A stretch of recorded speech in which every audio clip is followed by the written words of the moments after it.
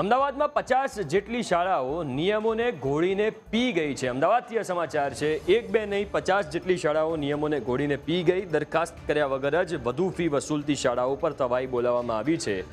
FRCA DEO ડીપીઓને report રજૂ કરવા આદેશ આપ્યા। પ્રી પ્રાઇમરી સેક્શન ચાલતા હોવા છતાં શાળાઓએ દરખાસ્તમાં નથી દર્શાવ્યા। મંજૂરી વગર વધુ ફી વસૂલતી શાળાનો રિપોર્ટ એફઆરસીમાં સબમિટ કરાવવામાં આવ્યો છે।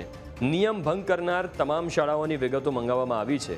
આગામી સમયમાં આ શાળાઓ સામે દંડનીય કાર્યવાહી થઈ શકે છે।